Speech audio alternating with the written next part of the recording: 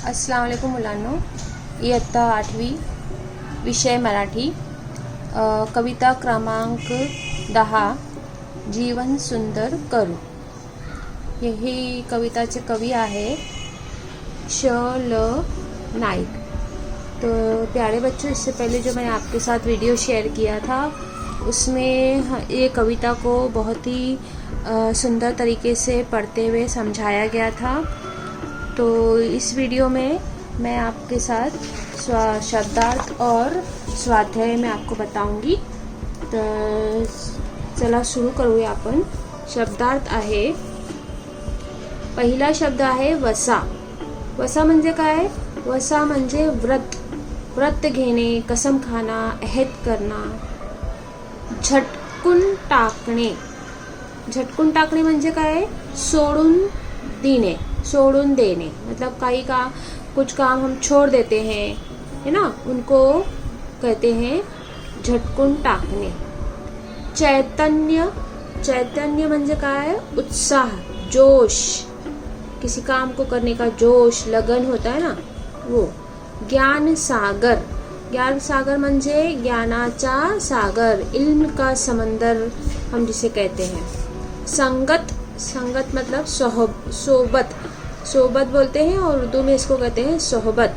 जब हम किसी के साथ रहते हैं, चाहे वो अच्छा हो, तो बोलते हैं ना अच्छे की सोहबत है, अच्छे की संगत है. मैत्री. ज्ञान झरा म्हणजे क्या है? ज्ञान रूपी झरा, मतलब ज्ञान का झरना, इल्म का झरना. यहाँ पे सागर है तो समंदर, ज्ञान सागर मतलब ज्ञान का समंदर. यहाँ पर ज्ञान झरा है मतलब इल्म का झरना. सामना करणे, हे एक वाक्प्रचार आहे. सामना करणे म्हणजे 2 हाथ करणे, यानी किसी का मुकाबला करना. किसी से लड़ाई में या किसी और खेल में किसी का मुकाबले करने को कहते हैं सामना करणे. 2 हात करणे किंवा लढणे.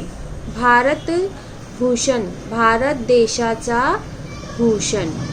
ठीक है. अब हम देखते हैं स्वाध्याय क्या है यहाँ पर. तर स्वाध्यायामध्ये पाठाधारे चौकटी पूर्ण करा. मनात ज्यांचा वसा धरायचा ते विचार मानवतेचे. इंसानियत का हमें हमेशा ख्याल रखना चाहिए.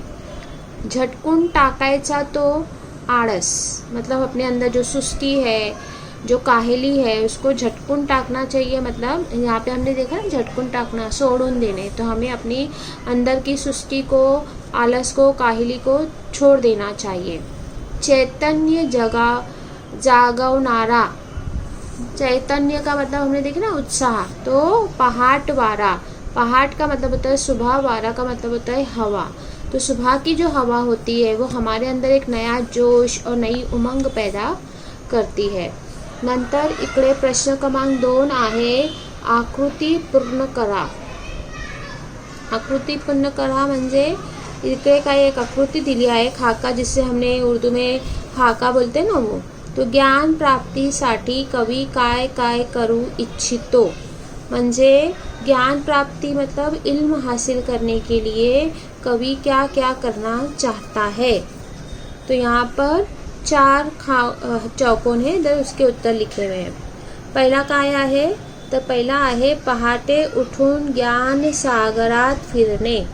मतलब सुबह उठकर वो ज्ञान सागर में, मतलब समंदर, इल्म के समंदर में गोते लगाना चाहता है. अभी इल्म का समंदर नहीं होता है, ये एक मुहावरा जैसा ही बोल लो आपको. जैसे सुबह उठकर वो पढ़ना चाहता है, पढ़ाई करना चाहता है, इल्म हासिल करना चाहता है. क्योंकि सुबह के वक्त जो भी आप पढ़ते हो वो आपको अच्छी तरह से याद हो जाता है, जहन नशीन होता है, अच्छी तरह से आपकी समझ में आता है.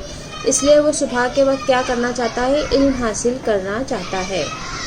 दूसरा क्या है? वो ज्ञान हासिल करने के लिए क्या करना चाहता है? ग्रंथ गुरूंची संगत.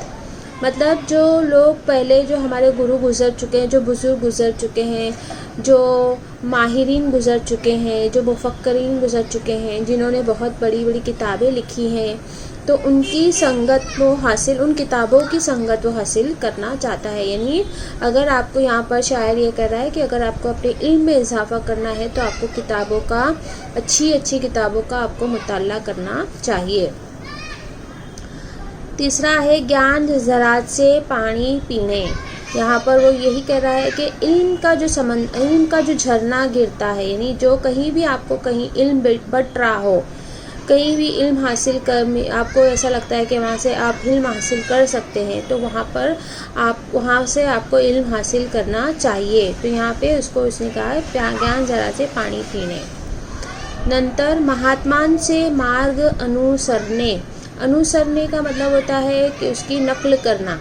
अनुसरण करना मतलब नकल करना। अब यहाँ पे किस चीज़ की नकल करने बोल रहा है, तो जो हमारे हमसे पहले जो महात्मा गुजरे हैं, जो बहुत सारे मुफक्करीन गुजरे हैं, अजीम लोग गुजरे हैं, हमारे रहनुमा गुजरे हैं, उन्होंने जो रास्ता दिखाया है, जो मार्ग दिखाया है, उस पर वो चलने की कहता है। आता इकडे जे आहे प्रश्न क्रमांक 3 आहे योग्य जोड्या लावा। ज्ञान सागरी फिरणे, ज्ञान प्राप्ती करून घेणे, ज्ञान झरात से पाणी पिणे, ज्ञानाची तहान भागवणे, मतलब इल्म की जो प्यास है उसे बुझाना है। नव्या युगाचे ज्ञान वाढवणे, नए युग का जो ज्ञान है, नए ज़माने का जो इल्म है वो बढ़ाना है। तो नवीन संशोधन ज्ञानात भर घालने, मतलब नई जो खोज है उसे करना चाहिए, उसके इल्म पर जोर देना चाहिए। नया भारत भूषण ठरणे, भारताला अभिमान वाटले असे कार्य करणे, मतलब हमारे भारत को हम पर नाज हो ऐसे काम करना हमें चाहिए। नंतर प्रश्न क्रमांक 4 आहे योग्य पर्याय निवडा। संकट आल्यास संकटाचा सामना करावा आणि जीवन सुंदर करू म्हणजे मानवतेचे विचारांनी वागू। तो इसके बाद जो हमारे आगे की जो एक्टिविटी है वो हम जूम लेसन पर पढ़ेंगे, और अगर कविता आपको समझ में नहीं आई है तो इंशाल्लाह जूम पर हम दोबारा आपको ये कविता समझाएंगे। अल्लाह हाफ़िज़।